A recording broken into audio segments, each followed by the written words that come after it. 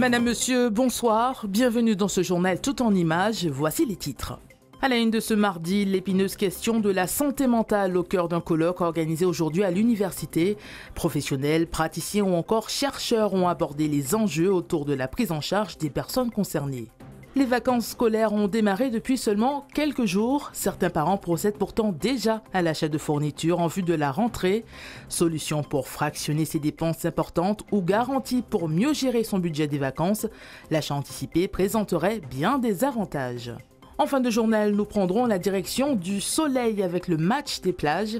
Qu'elles soient de sable blanc, de sable noir ou isolées, à chacun sa formule pour s'adonner au farniente. L'un de nos journalistes a cherché à savoir sur quels critères les Martiniquais choisissaient la leur. Ce matin, un important dispositif de secours a été déployé sur le pont de Sainte-Luce au niveau du secteur de Trou-au-Diable. Une femme a tenté de mettre fin à ses jours en menaçant de sauter du pont. Pendant plusieurs heures, les gendarmes et les pompiers ont engagé un dialogue délicat pour tenter de la dissuader. Une intervention qui a finalement porté ses fruits. La dame a accepté de renoncer à son geste. L'intervention a entraîné la fermeture de la RN5 dans les deux sens, provoquant de lourds embouteillages sur l'axe principal. Graines de folie, soigner autrement au pays de Fanon, l'apport de l'ethnopsychiatrie. Le thème du colloque international qui se tient à l'Université des Antilles, à Schellcher. Pendant 2 jours, chercheurs, scientifiques, artistes, thérapeutes, sociologues et psychiatres vont aborder le travail de Frantz Fanon sur la décolonisation et la santé mentale dans toute sa dimension culturelle et historique. Fanon est fondamental parce qu'il ne s'est pas contenté d'utiliser les diagnostics en tant que tels existants à l'époque de la psychiatrie coloniale. Il a voulu renverser la manière de concevoir la souffrance des dominés et des colonisés en reconnaissant dans leur souffrance la dimension de l'oppression politique. Pour les professionnels de la santé mentale, l'approche de l'ethnopsychiatrie de Fanon peut ouvrir de nouveaux horizons dans une prise en charge des patients différentes de la psychiatrie conventionnelle et ses traitements principalement médicamenteux. En tant qu'interne en pédopsychiatrie, ce sont des aspects que je souhaiterais aborder dans mes entretiens dans le futur avec mes patients, notamment avec les familles. Je trouve que c'est important déjà pour se décentrer de la position qu'on a par rapport à notre formation qui est plutôt tournée scientifique. Donc d'avoir un regard autre, centré sur le patient, sur sa culture, sur ses croyances. Je suis persuadée que ça favorisera une meilleure prise en charge, une meilleure alliance thérapeutique. Ce que j'ai trouvé intéressant, c'est d'interroger notre état mental psychiatrique général en Martinique à travers une vision qui fait référence à notre histoire, à notre culture. Représentation culturelle, pratiques traditionnelles des soins, histoire et croyances. L'ethnopsychiatrie, chère à Fanon, permet une approche inclusive, plus adaptée aux réalités locales et à la prise en charge des patients. J'ai envie de dire que l'ethnopsychiatrie, c'est incontournable. Les Antilles ont une histoire quand même qui leur appartient. Ils ont vécu l'esclavage. On ne peut pas en faire abstraction. Il y a eu des problèmes de construction ou de dépossession identitaire. Donc il va falloir réhabiliter. Il y a beaucoup de symptômes qui sont liés à cela. Et donc finalement, aux Antilles, il est capital aujourd'hui de vraiment reconnaître l'ethnopsychiatrie comme la seule voie de prise en charge des patients qui présentent des symptômes. Des débats qui prennent tout leur sens en Martinique, terre de Frantz Fanon, mais aussi des échanges essentiels pour l'avenir et la pratique de la psychiatrie qui se tiendra encore demain au campus de Schellcher. Du 16 au 20 juillet se tiendra la rencontre internationale autour des damnés de la Terre, dédiée au peuple haïtien, kanak et palestinien. Une rencontre hommage au 100e anniversaire de Frantz Fanon, psychiatre, philosophe, essayiste et révolutionnaire martiniquais. Durant 5 jours, une quinzaine de conférenciers de Martinique et du monde entier vont animer des débats rythmés de documentaires et d'ateliers dans plusieurs villes de Martinique. Une rencontre organisée par le Cercle Frantz Fanon. Nous allons aborder tous les domaines. Le premier invité qui est arrivé, c'est M. Beneduce, qui est un psychiatre et un professeur d'anthropologie italien, qui va parler dès le premier jour à l'université et qui va intervenir aussi le samedi de la question de l'anthropologie, de la psychiatrie, les guerres coloniales. Il y aura aussi des gens venus du Québec, des gens venus de Colombie, des gens venus des États-Unis, des gens venus de Puerto Rico et des Algériens qui ont pu venir parce qu'ils ne venaient pas directement d'Algérie. Nous avons donc un panel assez complet de personnes qui vont pouvoir donner des éléments. Il y a des Martiniquais, Raphaël Conftant, Mancé Caster, Philippe Pierre Charles et Patricia Donatien, Rodolphe Solbiac, qui eux aussi sont des penseurs de l'œuvre de Fanon. Donc nous avons une diversité. Il y a 6 ateliers le jeudi et le vendredi à l'université et il y a 4 manifestations dans la journée de samedi. On crée les conditions pour offrir au peuple martiniquais 4 jours de débat, 4 jours de films, 4 jours de manifestations culturelles, que ce soit le gala des artistes Bélia pour Fanon, autour de Colobars, que ce soit la dictée créole qui aura lieu.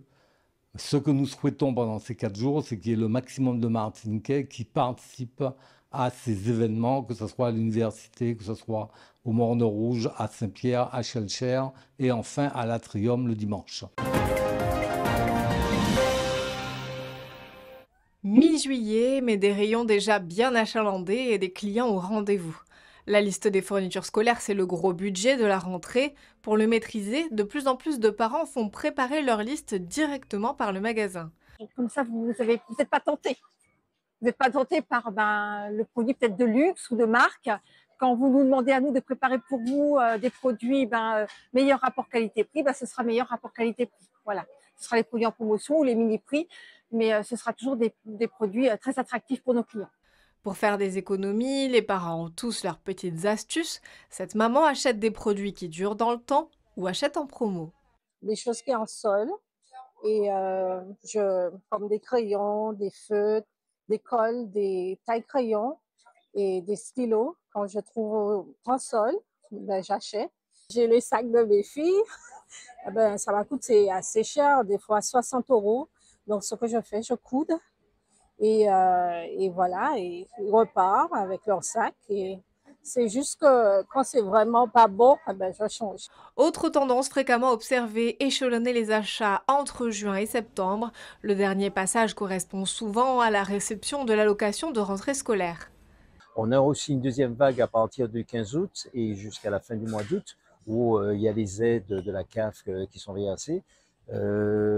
Mais sinon, c'est globalement étalé sur l'ensemble des 2 mois. En dehors de l'achat anticipé, une autre pratique gagne du terrain, l'achat de fournitures scolaires de seconde main, un bon moyen de faire des économies.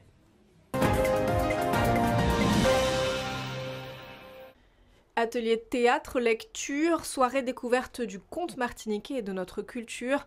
Face à la baisse drastique des subventions perçues, l'association Martinique Images peine à maintenir ses activités. Pour résister, son directeur artistique lance un appel aux dons disponible sur le site et les réseaux sociaux de l'association. L'association Martinique Images mène des actions d'entretien et de sauvegarde de la culture orale, particulièrement le conte, sur l'ensemble du territoire de la Martinique. Martinique Images a d'énormes difficultés et nous nous trouvons dans une situation où nous risquons d'arrêter toute activité, peut-être même de fermer, parce qu'il nous manque financièrement ce qu'il faut pour pouvoir continuer à mener les actions. Et c'est pour cette raison que nous souhaitons une participation du public en faisant un don à l'association Martinique Images.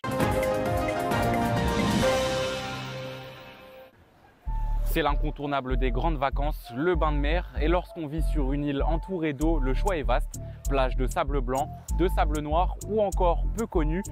Quelles sont vos préférences? Nous allons le voir tout de suite.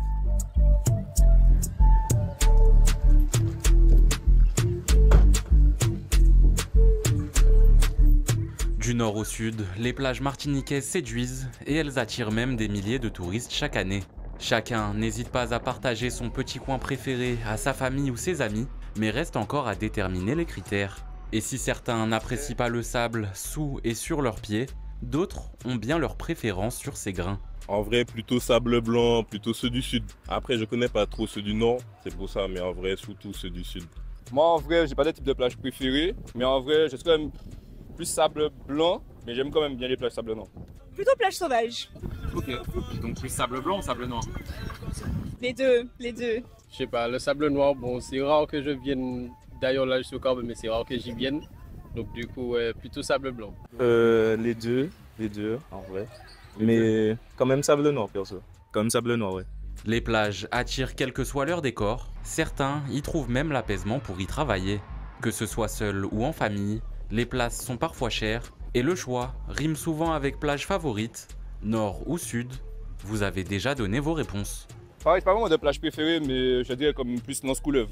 Ce que j'aime bien, franchement, je suis plus posé là-bas, c'est tranquille. Je pense en Céron. Ouais. Alors ma plage préférée, c'est celle d'Anse-l'Étang à Tartane. Les plages du nord trouvent leurs clients, mais les plages du sud n'ont pas dit leur dernier mot. Là, je pense que ma plage préférée, ce serait Anse-Moustique. J'ai eu de bons souvenirs là-bas, donc je dirais ça. Ma plage préférée, c'est celle des Anses d'Arlet, je pense, Anse du Four. Pourquoi? Parce que c'est une plage qui est assez belle, il y a des tortues, il y a de quoi voir en dessous de l'eau. Donc pour moi, c'est un beau spot. Sable blanc, sable noir, au final, tout le monde finit avec du sable entre les orteils. Et c'est peut-être ça, le vrai luxe des vacances en Martinique. Vous nous avez donné vos avis concernant les plages pour ces grandes vacances. Pour ma part, ce sera la Pointe-Marin qui m'a séduit aujourd'hui.